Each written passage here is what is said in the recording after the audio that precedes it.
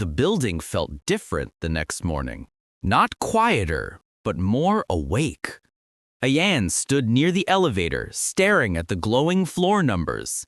They were cycling on their own.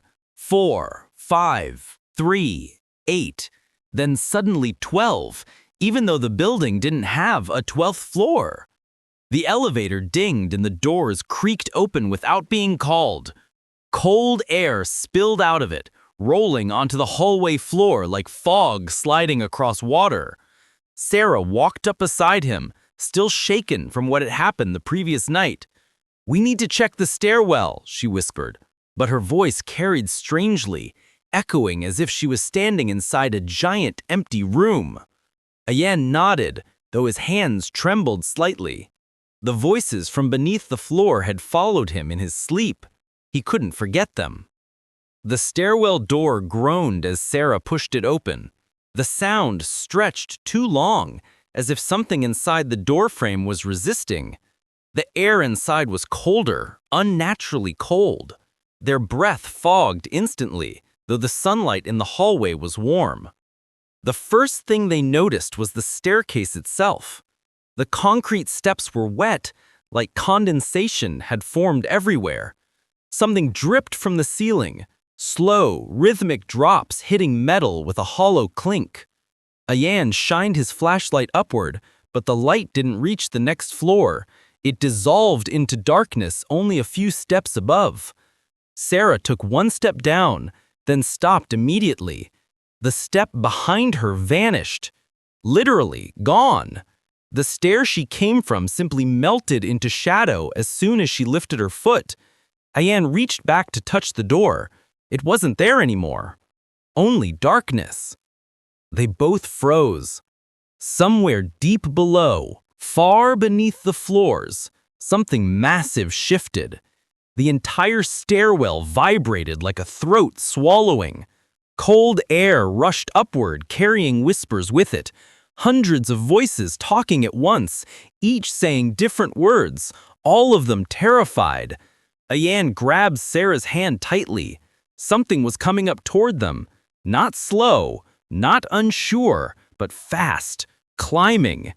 The sound of countless hands slamming concrete, like thousands of people crawling upward at impossible speed.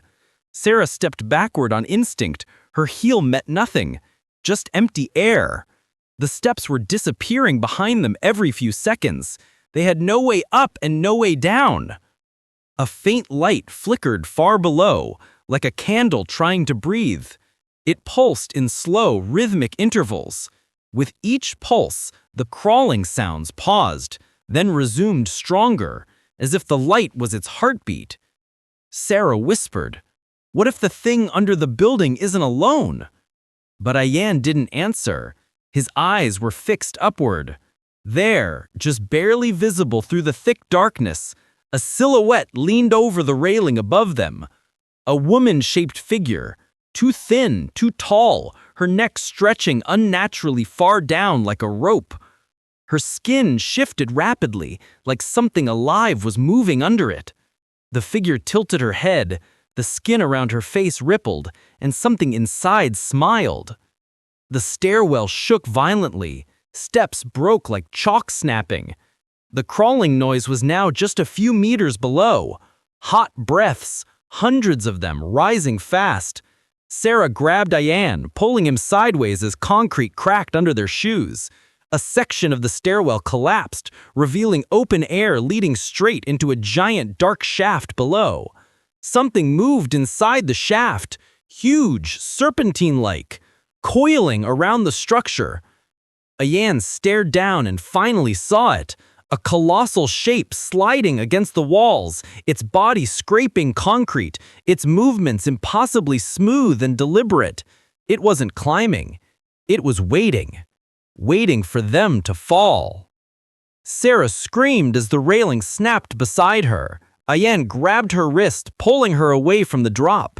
Their breath shook uncontrollably. The woman shape above them bent lower, neck stretching toward them like a rope lowering from the ceiling. Her skin rippled again, and a mouth formed out of the skin, opening sideways like a crack tearing open. It whispered with a voice that didn't belong to one person, but dozens. "Come down. He wants to meet you." Ayan looked at Sarah, and for the first time he felt it. This building wasn't haunted. It wasn't cursed. It wasn't alive. It was hungry.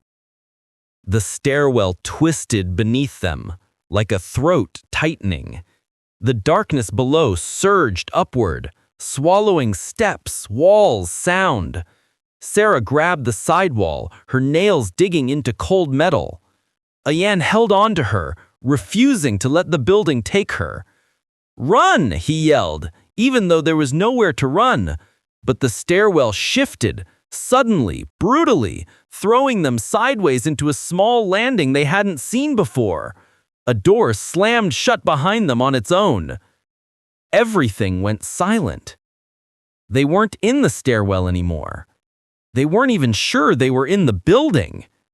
They were somewhere else. Somewhere the building had made for them. Somewhere that waited and breathed.